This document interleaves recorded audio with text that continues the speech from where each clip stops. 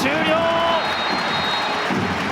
堂々の5対0、2年ぶりの優勝決定です。フロンターレ圧倒的な強さを見せつけて2020年シーズンを駆け抜けました。Hello and massive greetings to all your football fans out there. I'm Harry Sugiyama and today I'm accompanied by... Sean Carroll. I'm here with you again, Harry. How are you doing? I'm doing excellently. Sean, talking about the J-League big news. Kawasaki has made it. The trophy is theirs. I mean, it's been really quite quick for this to happen, hasn't it? It has been. Like you said, they've made it. It seems like they've been champions for a while now. They've been so far out in front. They finally sealed it. And as you said, it's so quick for the J-League. Usually there's 2 or 3 teams vying right to the end of the season, but they've wrapped it up already, and all we can do is praise them, really. Yes, indeed. They've been really immense, and we'll be talking about them in detail later on then. Excellent. So here we go. J.LEAGUE Monthly, kick off. Hello again and welcome to J.LEAGUE Monthly. We'll be giving the jewels and beauties of the J-League. I'm Harry Sugiyama and I'm with the formidable Sean. Hello, Sean. Hello, thank you again for the wonderful welcome. Are you getting used to these cheesy introductions, man? I am. It's a shame that I don't get them more often. It's only once a month. I'd like to have them more regularly. It really perks me up at an evening. Thanks, mate. Cheers. Thanks for that. Mate, but, Kawasaki, seriously, they are strong. It's like almost watching Jubilo Iwata in the early days of the 2000s, Where does this, strength, this formidable kind of like spirit come from? How are they so good then?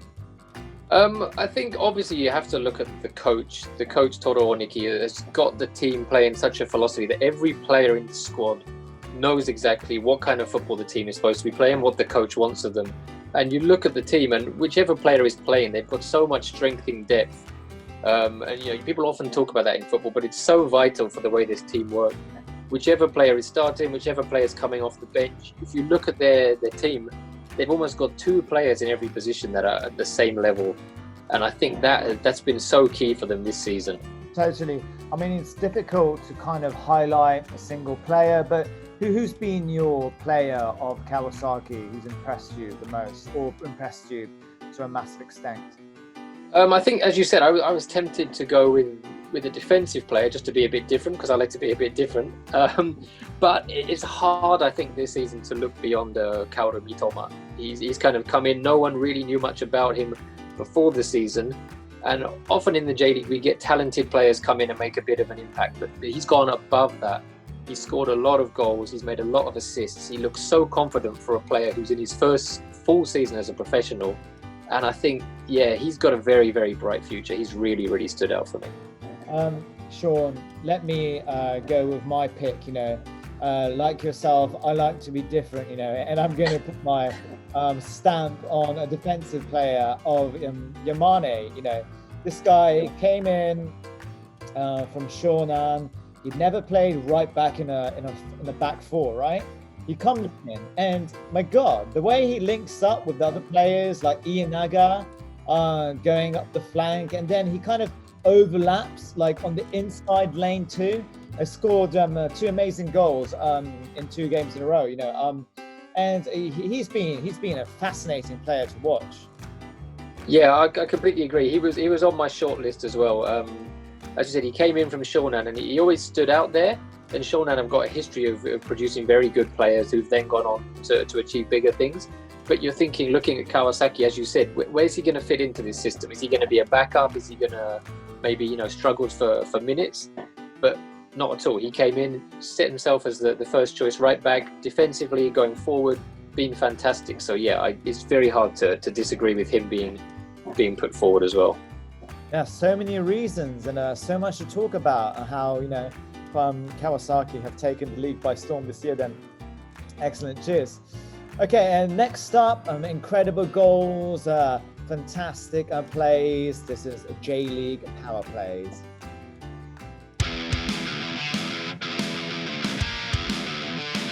All right, J-League power plays. First of all, Ayase Ueda for Kashima.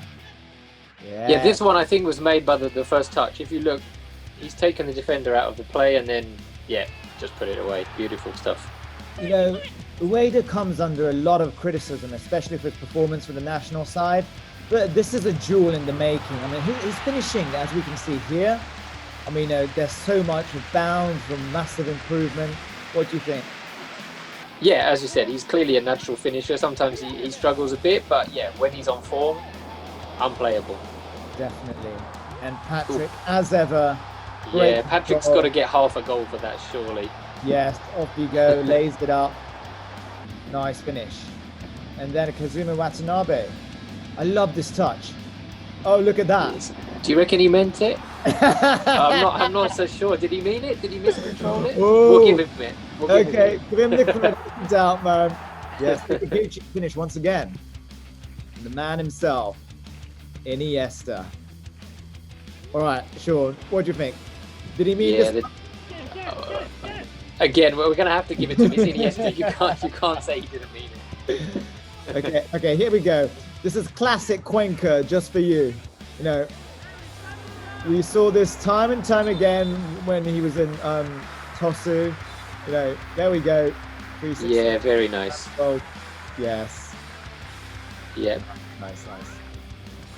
Ah, Koki Saito. Yes, this is great to watch. How many times did he beat the defender? How many times did he ever do that? Yeah. Looking very sharp. And then this is fantastic, this one. Yeah. So unlucky there's not a goal at the end. 1, 2, 3, 4 defenders I think he's beaten. Yes. And someone just got back. Oh, can't be happy about that. I mean, he's so unselfish right at the end too.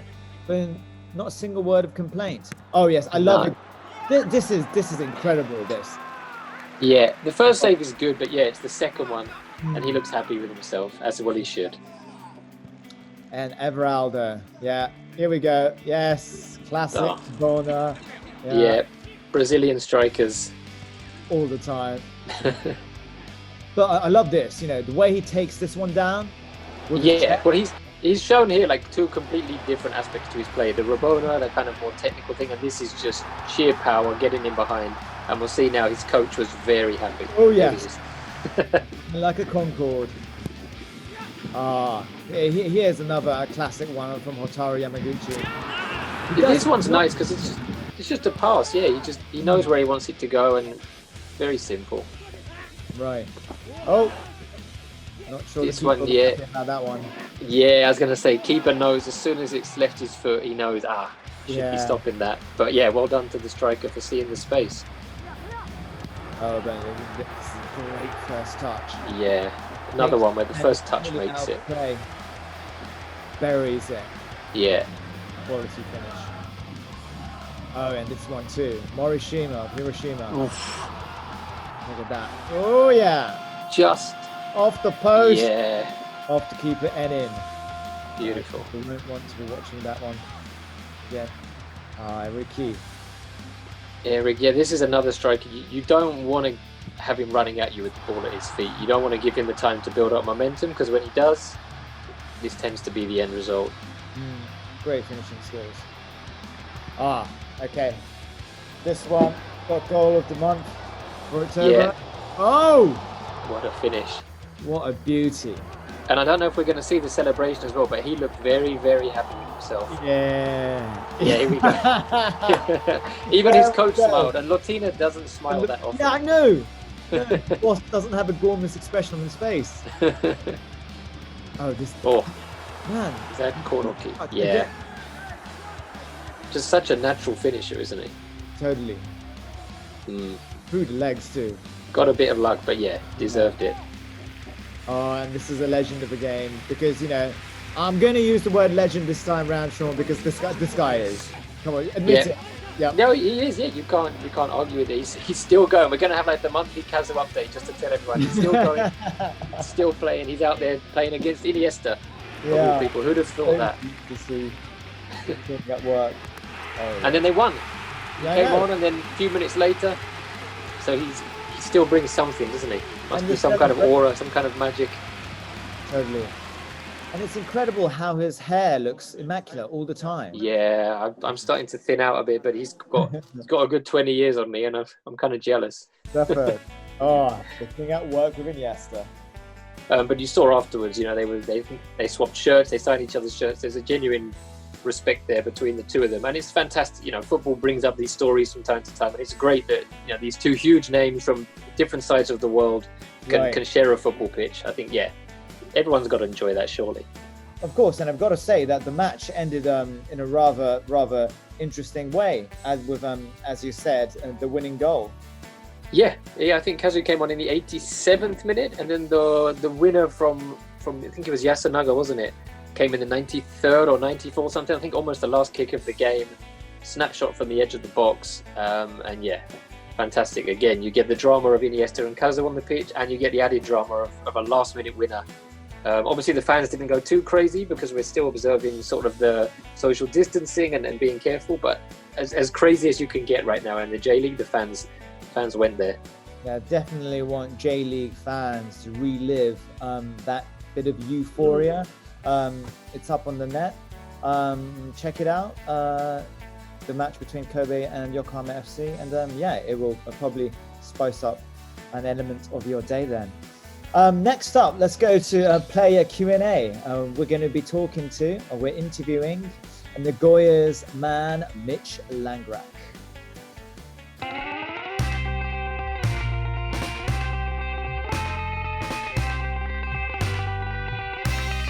Yeah, to be honest, I started because in Australia, I just love the sport. I think in Australia we have many sports we can choose from, and I played everything, but there was something that drew me towards football, and from the first moment I kicked the ball, I just loved it, and it was a passion, and I still have that passion today.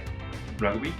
Do you think Obviously as a kid, I played this, I did cricket, swimming, I did all sorts of sports. And rugby was also one of them where I grew up, but as I got a little bit older, it was all football. Yeah, I think growing up, my favorite was Iker Casillas, and also David Beckham. I love these type of guys. Obviously, David Beckham because he's an icon of football, and Iker Casillas because he was a young goalkeeper. And when I was watching, when I was growing up, I used to watch him and used to love it all, love everything that he did. So yeah, he's probably my favorite.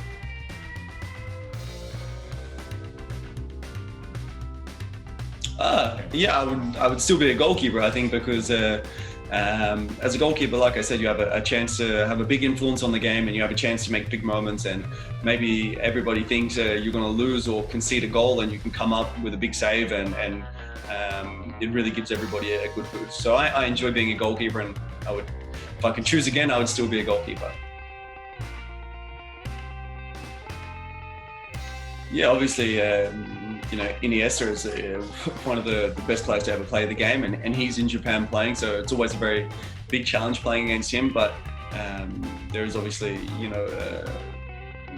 Mitoma at Kawasaki, a very, very good player. Who else? It's probably difficult to name. I think Alunga at Kashiwa Reysol, unbelievable striker, scoring lots of goals. And yeah, honestly, across the league, there's so many players that can cause problems for me. So as a goalkeeper, these are the players I sort of look out for. Yeah, food is probably my favorite. I really like hot soba. This is nice. I like yakiniku, even though I'm not sure this is completely Japanese, but I really love this. Yeah, they're probably my two favorite sort of Japanese foods. My dream is that he's happy, whatever he does. I don't mind what he does. If he, wants to play football and he's happy doing that, that makes me happy. If he wants to do something else and he's happy, then this would make me equally as happy. This would be very cool. I think something like that would be awesome. If he decided to play football professionally, I would do my best to try get him to play for Nagoya Grampus. That would be a dream come true for me. Yeah, honestly, I'm not too sure. It's very difficult to just sort of pick one save. I think, you know, I remember in my first season, 2018, I made a save against Sendai away. It hit the post and then it was sort of going over the line, but I saved it. This was very good. This was an important save for us at that point of the season. Sort of helped us to survive that year. And I think it's very difficult to name some individual saves. Obviously, when I was playing at Dortmund, I had some big saves against Bayern Munich, which were very important, you know, at that time as well. So it's difficult to sort of just pick one. Yeah, no, I just want to keep playing here in Nagoya and keep doing well for the team. Obviously, it will be a dream for us to become J-League champions. That's something that we're focusing on. That's something we want to do, and that's one of my targets as well. To while I'm here playing in Nagoya, I want to become the champion. So that's something I focus on. Yeah, that was really amazing of him to say. You know, regardless of what his kids do with their future, it'll be amazing. His son played for Nagoya. You know, you can see his love for Nagoya is out there. And just going back to his goalkeeping skills, you know, I remember watching a game. Maybe it was like 1 year back or something. I think it was against Hiroshima, and Kashiwa had this like bullet of a header, right? And I don't know how Mitch did it, but he just manages to stop these shots from point blank range. I mean, his shot stopping skills kind of like reminiscent of, like, you know, Peter Schmeichel in his prime with Manchester United, and Casper too. He's just an incredible player, isn't he? And definitely leading Nagoya to a possible future success too. Yeah, absolutely. As you said, I think he mentioned as well in the interview that when he was younger in Australia, he played a lot of other sports, and a lot of the other sports, you know, involve using your hands, whether it's rugby or Australian rules or whatever. And I think maybe that enabled him as well to get the idea, you know, obviously you're using your hands for the catching, the blocking, whatever, but the footwork as well being in place for these things. Obviously in Japan, I think youngsters tend to choose one sport when they're younger and kind of focus on that. Yep. But maybe coming from that background where he had more of a kind of diverse range of playing different sports has given him slightly different skills, slightly different abilities. And yeah, as you said, he shows it almost on a weekly basis. And yeah, fantastic player and a lovely guy. Yeah, definitely. So we have your bits and bobs about Mitch Langerack just now then. But next up, what do we have? We're going to be introducing some legends. This is a J Legends. Zico, one of the gods of football. His inspiration, presence has been of incredible importance for the success of the J-League. Zico first came to Japan roughly 30 years ago. He joined Sumitomo Metal Industries, which became Kashima Antlers eventually. After having retired, he made his comeback aged 38. 2 years after his arrival, and so the J-League begins in 1993. The first match, his magic shook the world. Scores the historical first goal for Kashima Antlers, then another two to make it a hat-trick.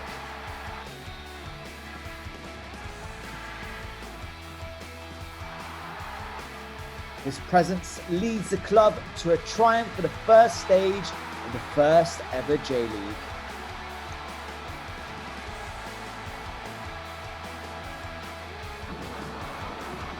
Next year, he scores several more goals and another one on his final game to put the icing on the cake.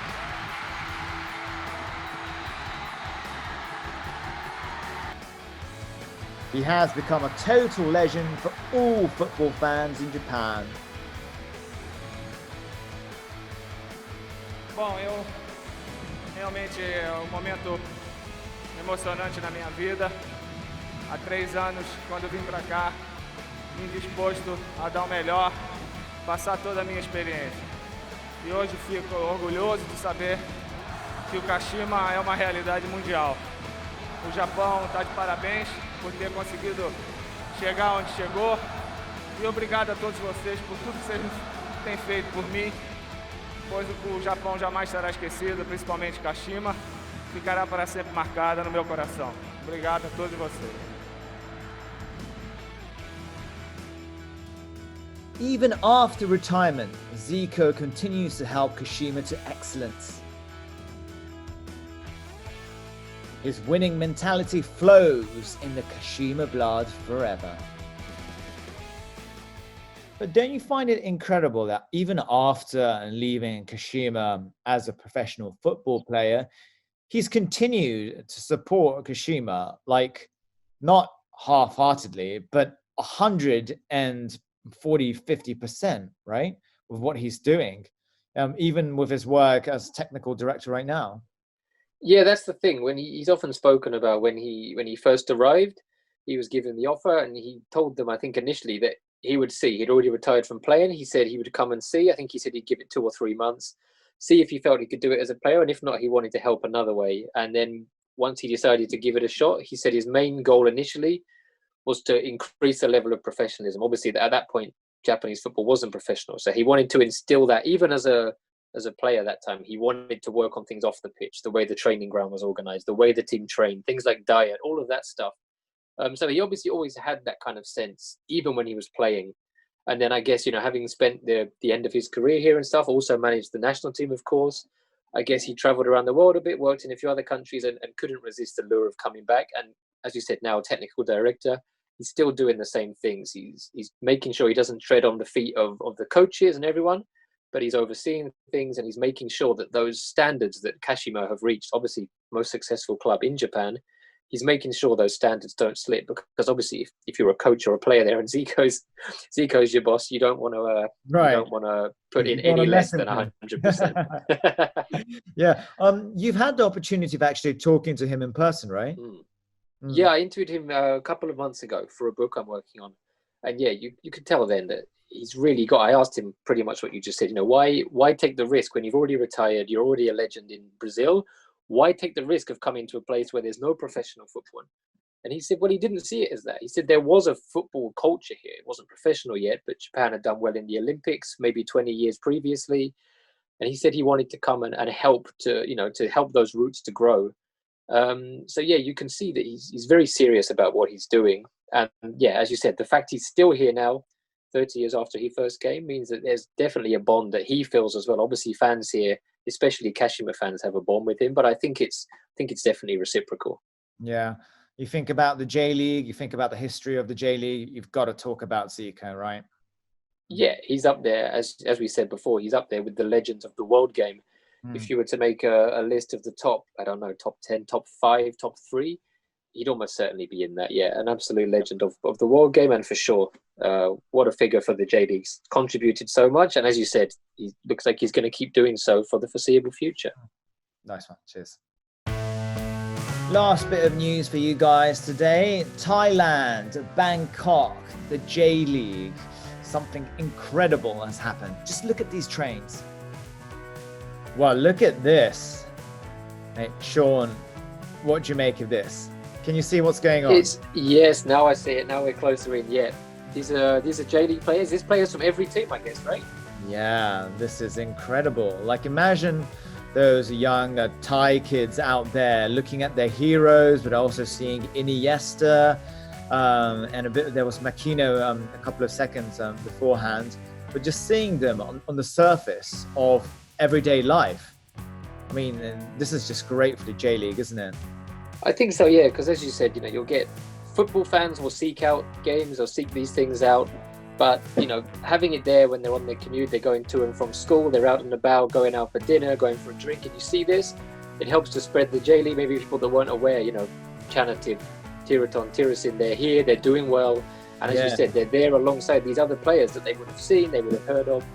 And it just shows them that, they're not just that the J-League is there and it's available for them to watch, but also that they're, as you said, they're heroes, they're stars, so they're making an impact and playing alongside these people.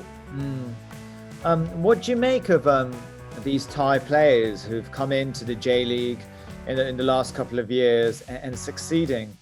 Like, we've had previous kind of occasions of Asian players going abroad, whether it's Serie A or whether it's other leagues, and not being able to kind of really fit in. But I mean, these Thai guys have really done well, haven't they? Yeah, they have. I think that's the key. You know, it's all very well for clubs to sign players in the hope that it's going to build some attention abroad, but these players have come in and it shouldn't be underestimated that how well they've done. Not just have they played at the level where they, you know, Kiraton last year won the league, Right. with Marinos. You've got this where they're coming in and they've got a lot of pressure on them. Football in Thailand is huge, so Right. when these players come here, they need to deliver. They need to, because they're not just representing themselves or their family, their club they came from. They're representing the whole country. So to play with that amount of pressure on them and achieve results is fantastic, and it will have a knock-on effect in that it's going to show other players, whether it's in Thailand, Singapore, Malaysia, wherever around Asia, that oh yeah, I can do it. I can go to the J-League, which is seen as the best league in Asia. It's, you know, often referred to as the Premier League in Asia, and seeing things like this, where it's gaining more and more attention around the continent, I think it works both ways, and that the J-League is gaining in popularity, and players from other leagues around Asia now think that it's possible for them to come here and play. Excellent. And as you guys, all those J-League fans know, we do have one match every round available for you guys live. So yeah, please do not forget to check that then. Okay, Sean, we're wrapping things up. How was this week? Or not this week? How? I was just about to say, like, you know, I'm seeing you every week. No, that's not the deal. How was today? Sadly not. Sadly not. We could make this a weekly thing, you know. We could do it weekly, even if the J-League don't want to. We can have a Zoom every week. We can chat. Yeah, we can do it on Instagram or YouTube or wherever. You know. How was it today then? Did you enjoy yourself? I did. It's fantastic, and yeah, I no worries about getting it wrong. It's been a very odd year. I can't believe it's already nearly December. Yeah. But yeah, it's fantastic. The J-League games continue to come thick and fast, and yeah, these chats are fantastic. It's great to relive the, you know, it's been a month, but so much has happened because there's so many games. So yeah, fantastic as always talking to you, and hopefully we'll get the chance to do it again next week, next month, whenever you're around. Tomorrow. Let's do it tomorrow. Let's do it. All right, Sean, it's been good seeing you and good seeing all of you guys out there too then. Cheers, man. Goodbye to you all. Thank you very much. Bye-bye.